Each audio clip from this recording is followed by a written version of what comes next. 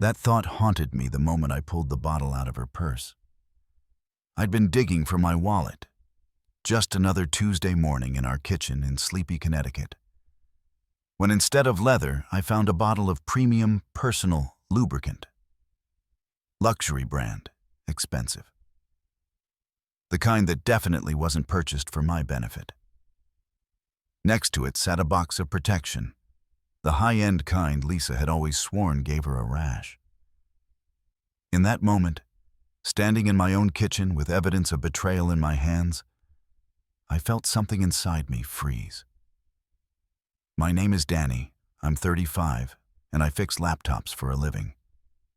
Smash that like button, hit subscribe, and keep watching, because the best part's coming up next.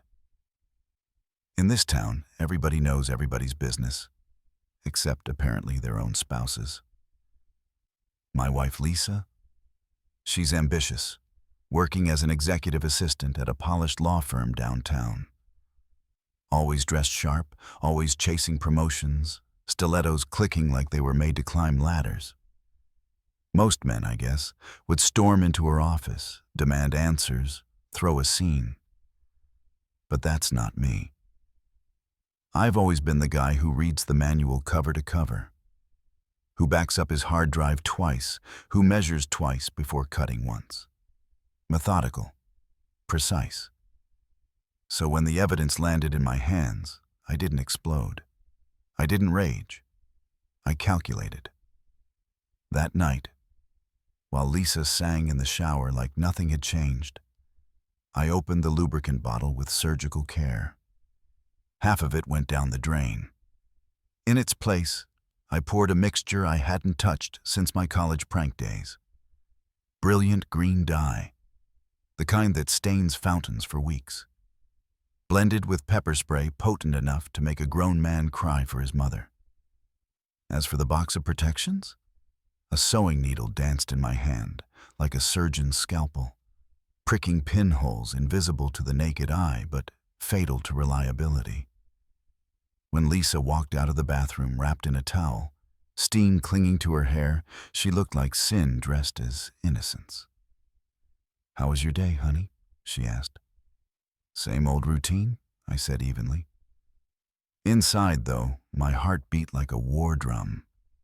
Over dinner, she casually mentioned another late night ahead. "Big case," she explained. "Mr. Patterson wants the whole team at the Hartford Conference Center. Richard Patterson, senior partner, divorced, Porsche-driving silver fox who thought his law degree was a free pass to every married woman in town." I twirled my fork in spaghetti, keeping my voice neutral. "Which conference center?" "The Hampton Suites." The one with the business center, I nearly laughed. The Hampton Suites, our town's worst-kept secret. Rent by the hour if you knew who to ask.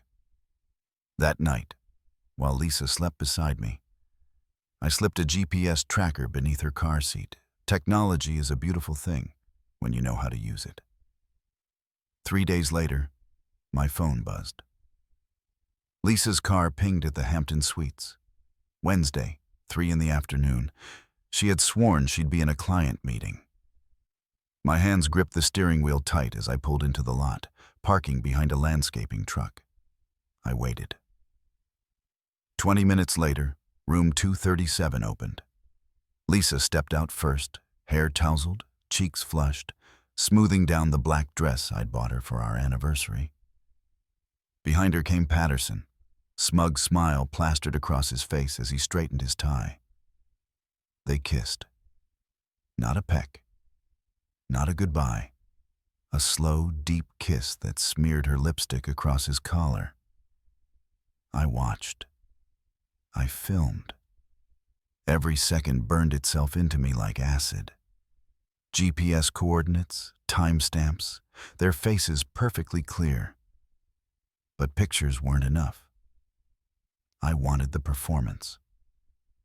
The following week, I called in sick. I booked the room directly below theirs. Thin hotel walls gave me front row tickets to their play. Her voice, light and cruel, drifted down.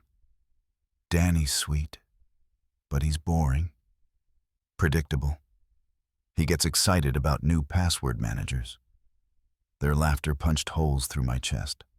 Every insult another nail in the coffin of our marriage. By the time they finished and Patterson strutted out like a peacock, Lisa glowing at his side in the red lingerie she once told me was too uncomfortable. I wasn't heartbroken anymore. I was resolute. I didn't key his Porsche, didn't throw fists. No, I had bigger plans. Lisa came home that night holding her stomach, groaning about cramps. "Must have been lunch," she whined, shuffling back and forth to the bathroom.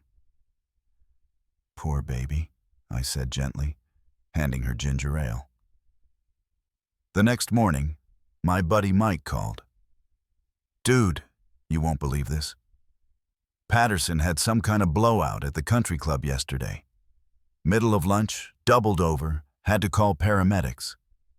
They say food poisoning. I nearly choked on my coffee. Phase 1. Complete."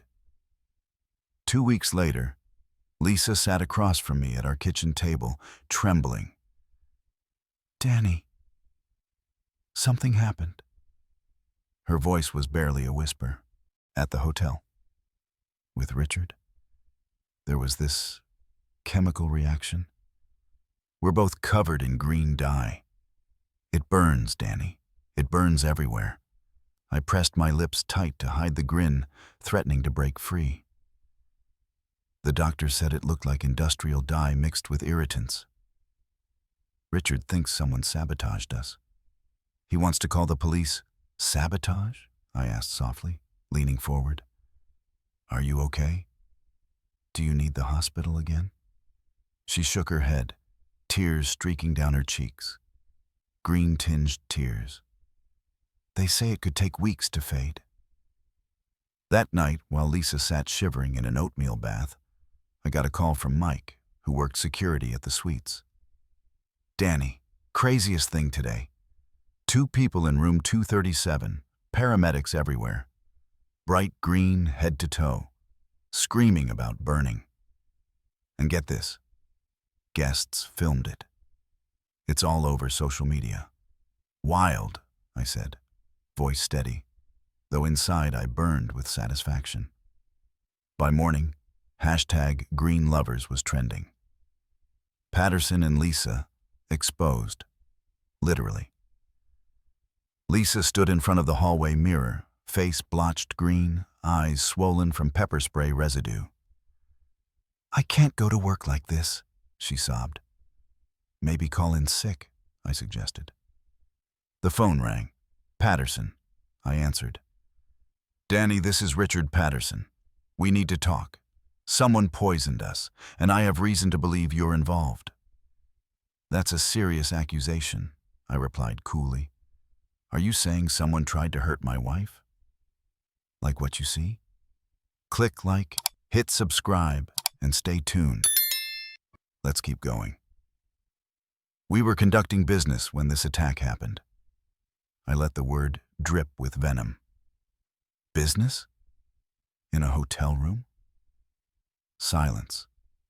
On the other side, Patterson finally muttered, "This isn't over." "No," I agreed. "It's not." When I hung up, Lisa's face crumpled. "You did this," she whispered. "You knew." "Knew about what?" I asked softly. "About us." Her voice broke. "You planned this? How long have you been lying, Lisa?" My calmness was a knife. She collapsed into a chair, green stains making her look like a wilted fairy. "I'm sorry," she cried. "It just happened." "You were always working." Richard was charming. I felt neglected. "Stop." My voice cracked like a whip. "You didn't just happen to fall into bed with him.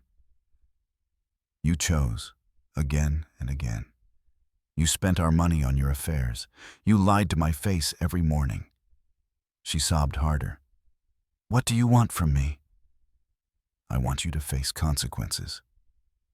Later, Patterson showed up on my porch, green dye staining his skin, expensive suit ruined. "You poisoned us," he hissed. "Poisoned you?" I tilted my head, recording him with my phone. "Mr. Patterson, are you confessing to an affair with my wife?" His jaw clenched. Neighbors peeked from windows. He realized too late he'd walked into my trap. "You can't use that recording," he stammered. "Connecticut's a one-party consent state. Perfectly legal. What do you want?" "I want my wife to stop lying. I want you to stop preying on married women. And I want you to understand, actions have consequences." He stormed off, green hands gripping his Porsche's steering wheel like claws. Lisa tried bargaining, begged for counseling, even lied about being pregnant. I checked the dates. Impossible. She admitted it. Another lie. I filed for divorce that Monday. She didn't contest, couldn't. She had nothing to stand on. I kept the house, the savings, the cars. She left with debt and the stain of her choices. Patterson resigned, fleeing Connecticut in disgrace. Rumor was he landed in Florida, scraping by on insurance cases. Lisa wound up working in a call center, living in some cheap apartment. 6 months later, I sat at Murphy's Tavern with Mike, watching a game. He leaned back, sipping his beer. "You ever regret it?" "What you did?"